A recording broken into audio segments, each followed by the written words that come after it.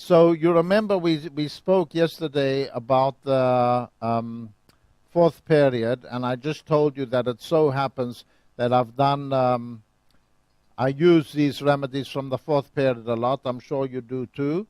And I told you that I use them a lot in Africa. Maybe also I will speak about Africa today if we have time, okay, if you like. Too many things to do. You see, the time is too short. I said I want to come for a week. They say, no, we don't want you for a week. Just come for 3 days and then go home, please. So I have to be very, very quick, all right? All right. So another remedy, yesterday we did scandium. Now we're going down the period, and I mentioned zinc to you. And zinc is not a remedy I did approving of, but I want to mention it to you because I use it a lot in AIDS in Africa. And I'm going to show you now one paper case, and later on I'll show you a short video case, okay? And I'm sure you all know zinc, so I'm not going to go deep into the materia medica of it at the moment, but remember we said tinker, tailor, soldier, spy. Okay, scandium was a tinker. Now zinc is a soldier. You all know soldiers made from zinc. When I was a child, they still used to have them, you know, from, I don't know what you call it, lead or zinc or that kind of things, yeah? So this is a soldier, but it's a tired soldier. So the reason I'm talking about it here is because we use it a lot in the genus epidemicus of HIV/AIDS in Africa. And I know you have HIV/AIDS here. Do any of you see a lot of AIDS patients or a few AIDS patients? Put up your hand, please, if you do, so I know. Okay, good. So really, this is one of the most useful remedies. From the beginning, I saw it to be very useful in AIDS because one of the first things that you get in AIDS is neurological symptoms.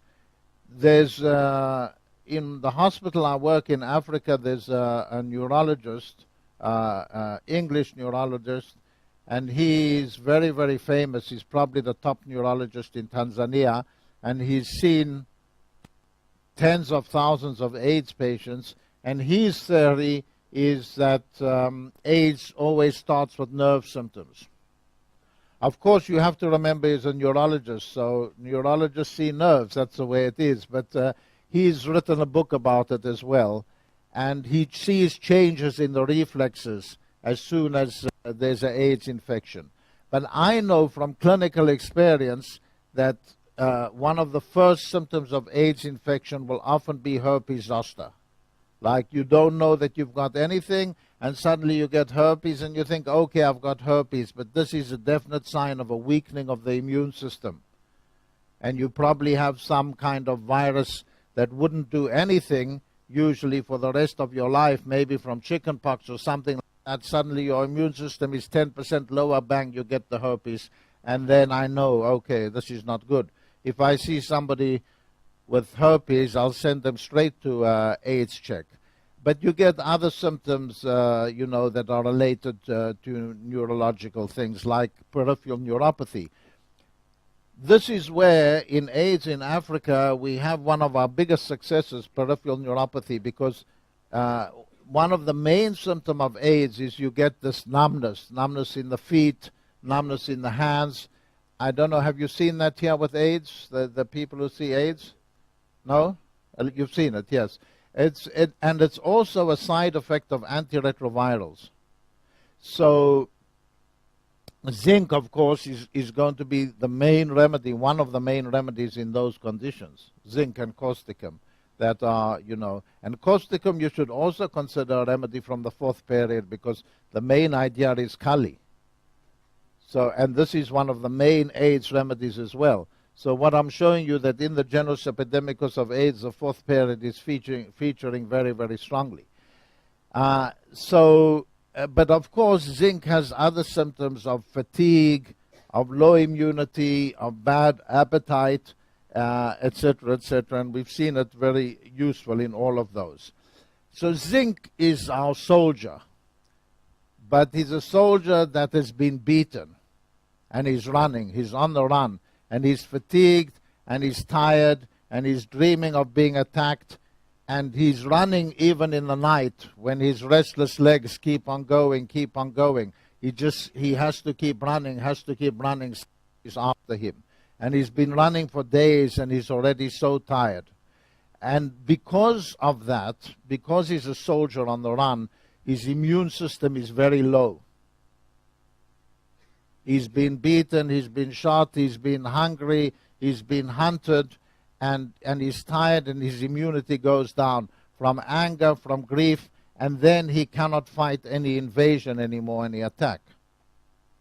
You see, AIDS, as you know, is not a disease.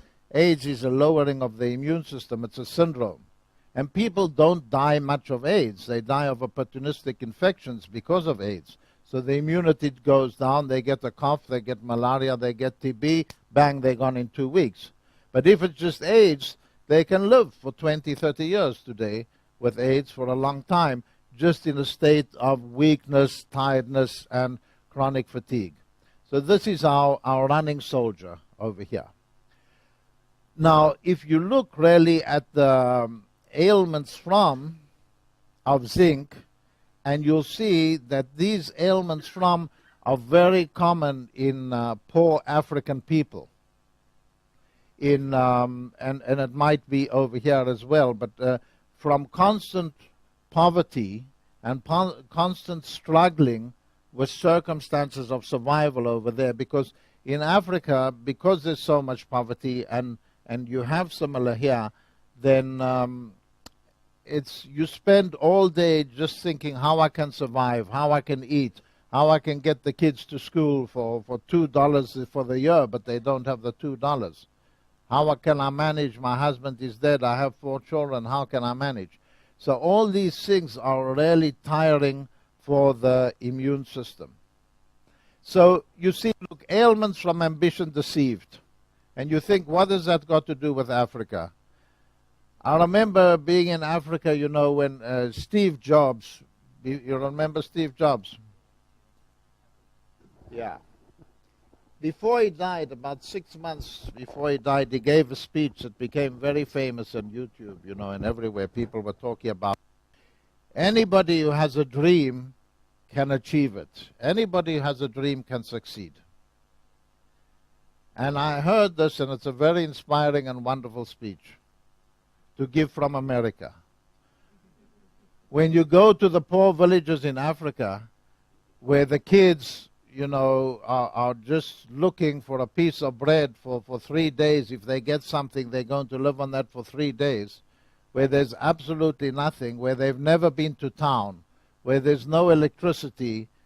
It's extremely difficult to think of, if I have a dream, I'm going to make it to something big, you know. When there's, you know, their parents are dead from AIDS, they're sleeping on the street.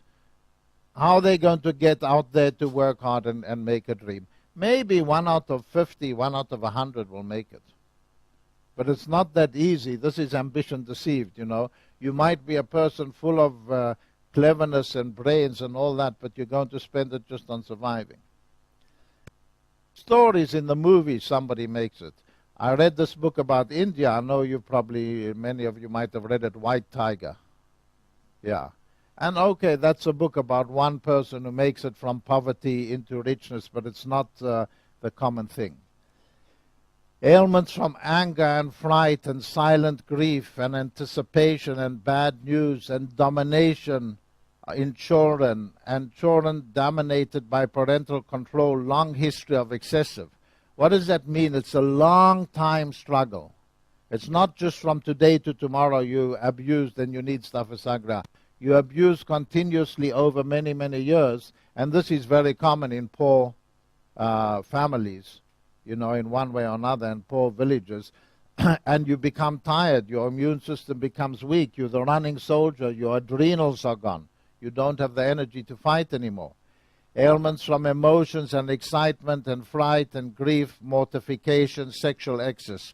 All these things are depleting the nervous system and depleting the immune system.